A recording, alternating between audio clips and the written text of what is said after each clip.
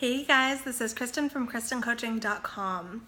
We are going to be talking about how to deal with a controlling spouse. I want to first talk about and say that if you are in a relationship where you are having any type of a physical control or violence, such as hitting, choking, pushing, punching, biting, anything physical, that there are domestic violence resources out there and that you need to get help for that for your relationship.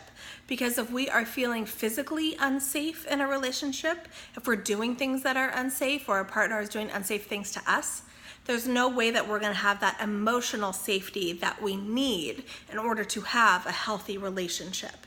You cannot have a healthy relationship when there is physical safety at risk. So make sure that you're getting help for that. We are going to be discussing the emotional controlling spouse in this video and really focusing on that piece because there are a lot of spouses and significant others out there that have a way of kind of dominating us and controlling us and making us do things that we don't always want to do.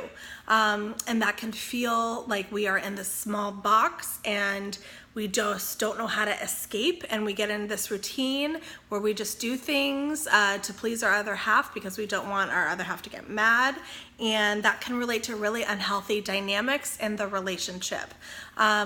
We don't want to feel controlled. We want to feel that we have free will and we're able to make the decisions that we want to make for ourselves. That's empowering. That's healthy. That is what makes us who we are as humans. This idea of that we have free will and this freedom of choice. So there are things that you can do if your significant other is being controlling. So I'm going to give some tips on how to address that because I know a lot of you out there have been wondering about what you can do. These tips that I'm about to say are things that you need to be doing over time, repetitively, over and over and over again, so you can get these really solid and down. It's not going to be easy the first go around at these things because you're in this negative pattern of being controlled, so you're trying to get out of it. So here's some really good tips on how to get out of it, but you need to continually try and do them. The more you do them, the less you will feel controlled. The first thing is you need to have a life outside of your relationship. You need to have family that you can go to, friends that you hang out with. You need to have some sort of independence separate from your relationship because the more time you are with your significant other and you don't have those other outside resources, the more opportunity for your significant other to be controlling, the more you're going to feel that your relationship is 100% everything, and if that were to go away, that you would have absolutely nothing. But that is not true.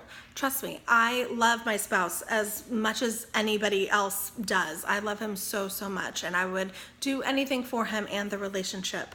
Except for the fact that if I were to feel that I didn't have my free will and my freedom and my sense to be myself in the relationship, if I was feeling controlled, that would not jive with me and that would not be okay. So I need to have other things out there in the world and in life to make me happy. So make sure that you tap into that.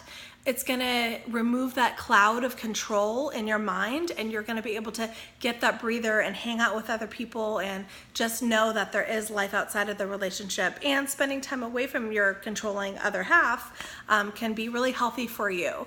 So make sure to be doing that. Set firm boundaries with your other half. Don't tolerate their behavior. You need to say, hey, you cannot talk to me like that.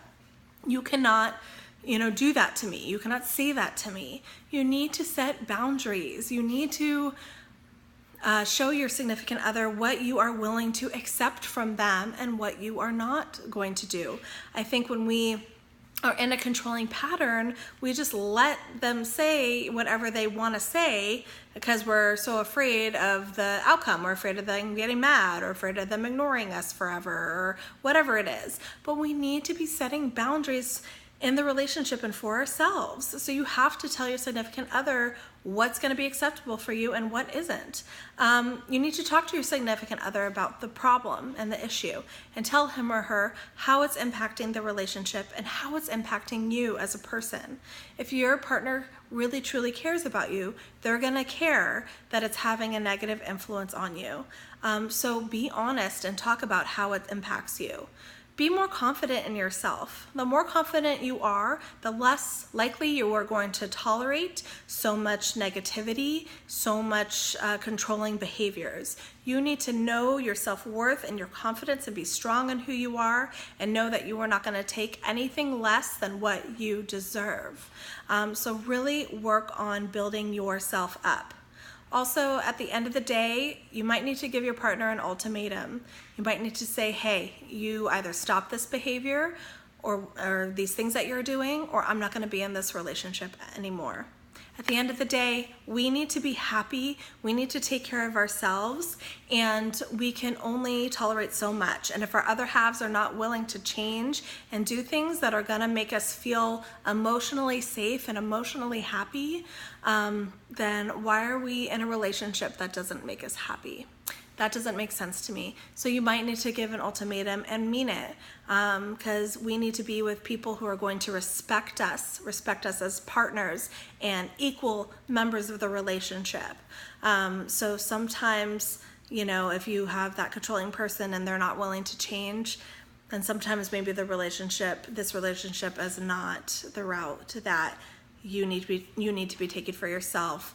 And it's not the healthiest choice that you're making. So just some food for thought for these tips. So I want you to, practice some of these tips, make sure you're doing them, get strong in yourself, get confident. That's really gonna help. So hopefully these tips were helpful for you. If you have any questions, comments, write back and I will get back to you when I can, and subscribe to my YouTube page if you haven't already. Again, this is Kristen from KristenCoaching.com, and I'll see you guys next time. Bye-bye.